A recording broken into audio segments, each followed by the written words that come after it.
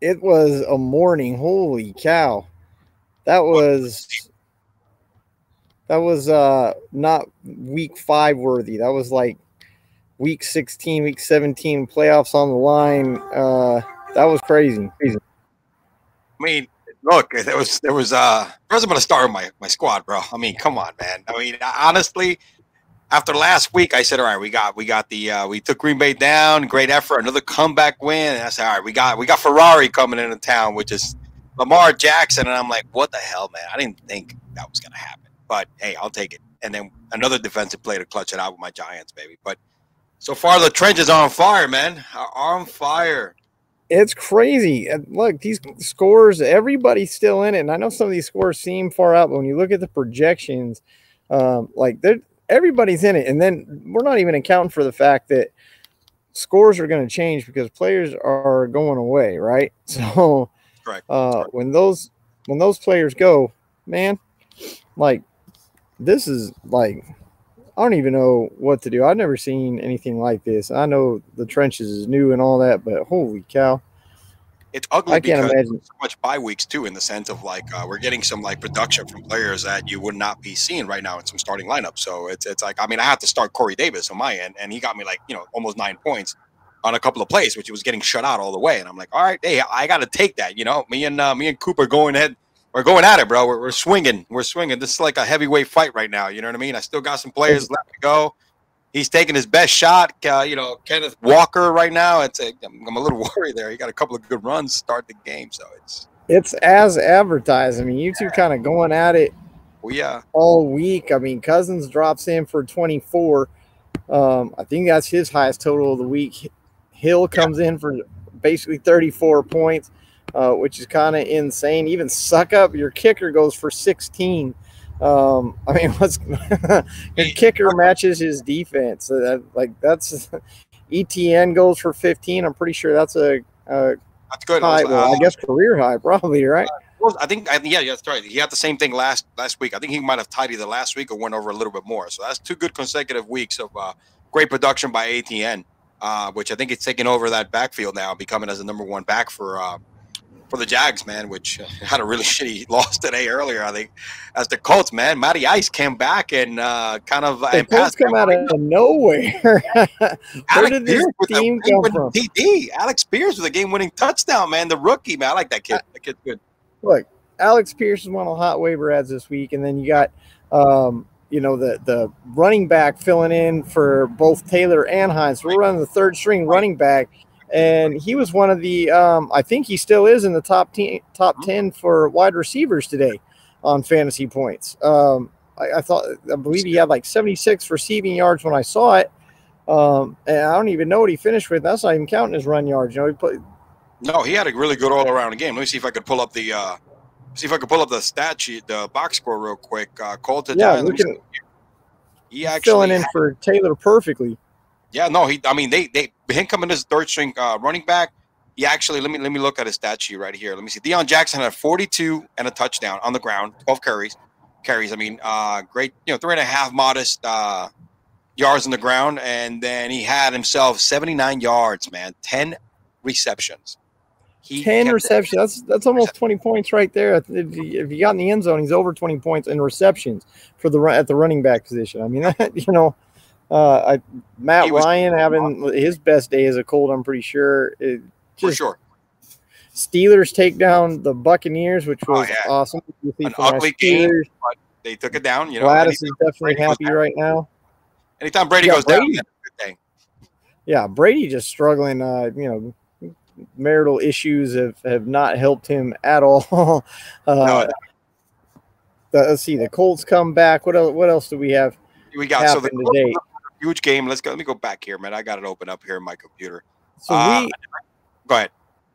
We went live. Eric joined us from Founding Fathers, and we were talking about how there's always these games where you got one team that's supposedly severely outmatched by the other team. And that morning matchup today was the Atlanta offense versus the San Francisco defense. Atlanta was going to get shut down. I did not play Algier because of it. But you have those games, and we had said this looked like it could be one of those games, and sure enough, The Falcons double up the Niners. Huge numbers all around. Pitts gets some part of the action. It'll be interesting how many times Pitts gets picked back up off waivers and stuff now. They put up 28 on the 49ers defense. Have been killing everybody. All right, and exactly. The Falcons are 3-3 right now. Mariota probably had his best overall game. All right, because he threw for 2 touchdowns. You know he's not throwing the ball a lot, but 13 out of 14, 129. All right, passing yards. But the man had 50 on the ground and had some great plays and drive, and even scored one. Even rushed for a touchdown. So. This is going to be this week's QB that you want to pick up. It's going to be the one that's going to be burning. Exactly. You're going to see him get picked up a lot. And if you watch the game or, had red zone or something, that touchdown he ran. Look, Mariota's got wheels. And if you haven't been paying attention this season, Mariota can still run. And he's Daniel Jones quick. I mean, he's fast. He did it in Oregon. And, I think he's now in an offense where they're allowing him to use his legs more than they did in Tennessee. So, because he doesn't, I don't know. It's working out for Atlanta right now. The fact that they took down the 49ers, it's completely shocking. I didn't think they were going to allow Atlanta to put up 28 points. Look, Vegas is not happy right now. Jamar Chase, 7 for 132 and 2 touchdowns. Chase owners rejoice. They finally got their player to show up. Burrow with 303 touchdowns, doing exactly what everybody expected them to do all year. Finally showing up against what's considered to be a pretty stout Saints defense. Yeah, we forget Burrow not only threw for 3, but he rushed for 1 as well. He took 1 in the ground. He had 25 yards in the ground rushing, and he rushed for a touchdown too. So he got 4 total touchdowns today and 300 yards passing. Which you don't really see.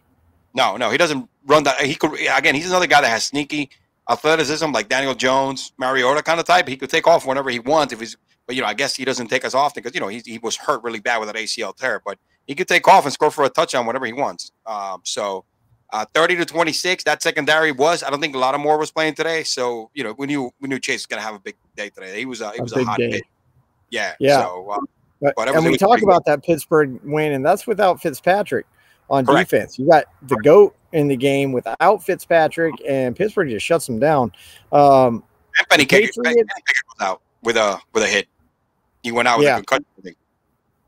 The Patriots, I had said on the champs versus chumps on TSS Fantasy, I said the Patriots defense was one of the ones you wanted to look at, and sure enough, they completely shut down the Browns, and that's what it really came down to was the schedule. They do have top 10 numbers across the board. Number 3 in forced fumbles, fumble recoveries before today, top 10 in all the other categories, and they show up. You see Stevenson go 76 and 2. 76 yards is okay, but with the 2 touchdowns on top of fantasy day, he put up a nice fantasy day for the Stevenson owners, and a lot of people have kind of been chasing that down this week. Look, Stevenson had a great game. I think all 79, and I think he had actually 4 receptions. He almost had over 100 yards from scrimmage. But 4 receptions in a PPR league, 15 yards, which is not a lot. But come on, with the 76 yards and the 2 touchdowns, he had a monster game today. Yeah, let's not forget, all right, the Zap man. Bailey Zappi threw for 300 fucking yards, bro. All right, 2 touchdowns. I apologize. And look, I said it didn't matter that Zap was in, that you got Belichick on the sideline. It doesn't matter which quarterback's in. Things are going to happen. They use Stevenson. It works.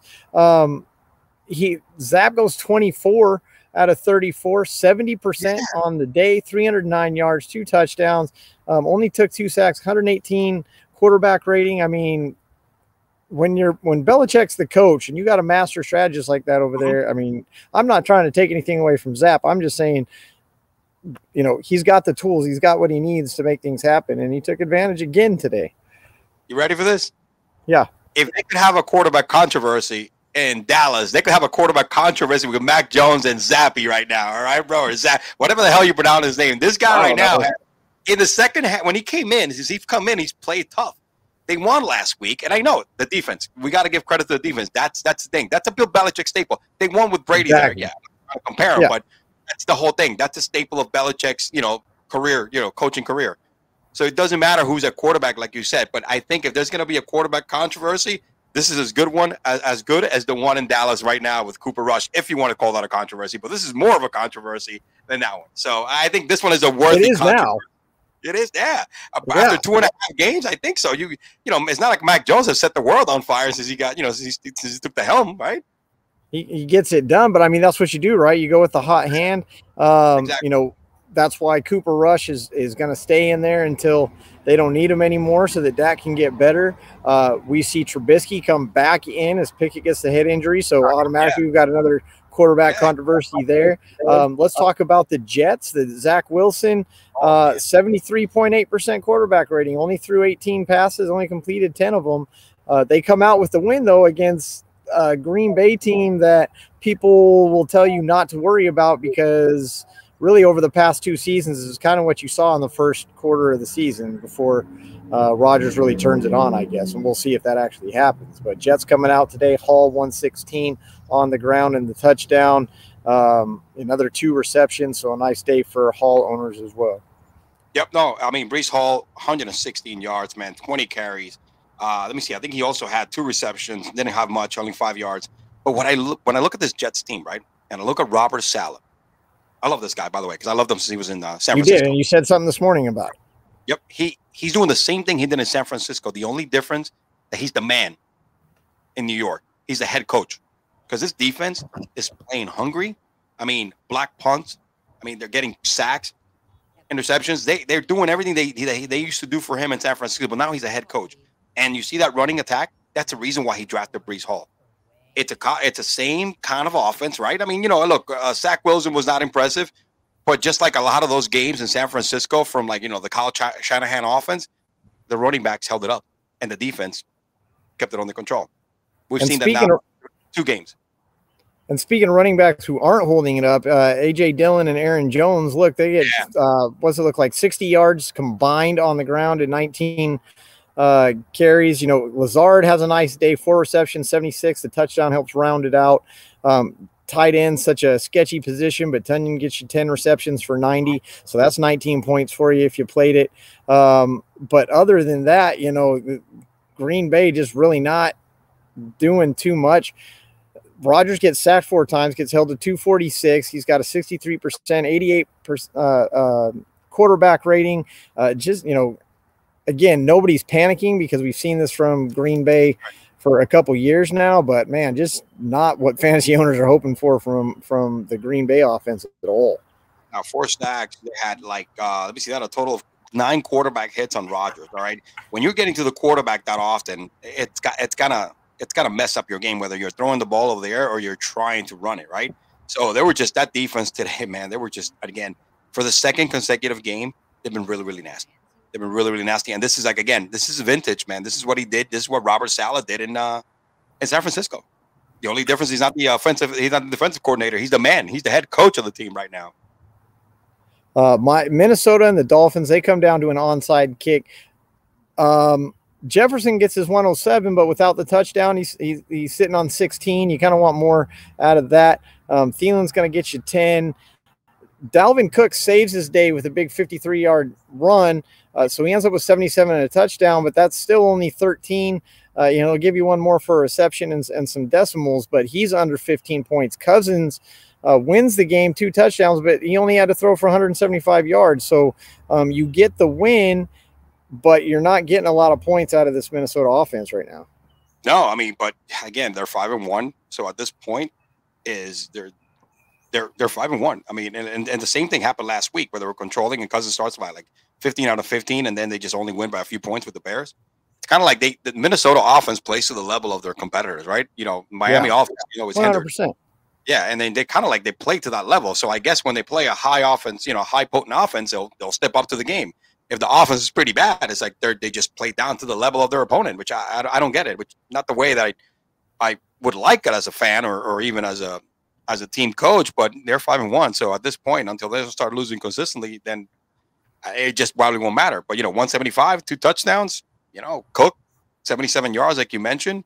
And I think what did he have? He only had 1 reception. So it was just one of those games where the defense, I think, was played pretty good. So defense played really good. And you don't really expect that from Miami defense, but even more so what you're seeing now is if your pass defense isn't on, if you see Miami go up against a team whose pass defense is not really that great, play everybody. Look, Bridgewater, 329 and 2 touchdowns. The 2 interceptions won't help. Takes 5 sacks, still puts up the 330 and 2 touchdowns. Of course, Hill goes for 177. Waddle goes for 129. Gesicki gets 69 and 2 touchdowns. Look, man, I mean, the Miami may have lost, but this offense from a fantasy perspective is just they're game winners right now. I like, but at the beginning of the year, when I think I did a preview episode, I said they're the yak masters of the damn league because you got 2 of the greatest yards after catch receivers right now in that team, and you don't need to throw it far. It's unreal. I mean, look at it, 177 and 129. It's just mind blowing. I'm mind blowing. You know, and then then you get days like where Mike Gesicki is going to be open in the end zone twice. You know what I mean? So, he did himself with the gritty today. By the way, I saw that. I did see that. Bridgewater goes for 329 and 306 of it belonged to Hill and Waddle. So I mean that really just tells you all you need to know right there. 10 yards, man. It's going to go 40. All right. So just some great games this morning. Fantasy points to be had everywhere. The trenches, still close across the board. Nobody's game is over yet, and we haven't even factored in the game breaker. People are losing players. People are losing points, and we're going to see how it all comes down on Tuesday. Hope to see you there. Eleo, thanks for joining us. Good luck in this match this week. It's definitely going to come down to the wire. We'll check back in later today and see how everything's going. But, hey, it's a dogfight. You asked for it, and you're going to get it. Hey, that's the only way that happens. The only way it goes down in the trenches, right? Nothing but dogfights and then really ugly ones. Take care, buddy. Appreciate it. No, you're absolutely right. Anything can happen. That's the motto of the trenches this year. Happy fantasy football, and everybody. We're going to see how this keeps going throughout the day. Have a good one, Eleo. We'll see you later. Later. Bye. Take care.